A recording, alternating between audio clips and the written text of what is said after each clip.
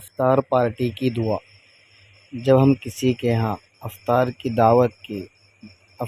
دعوت کھائے تو افطاری کی دعوت کے بعد میزبان کے لیے دعا پڑھیں۔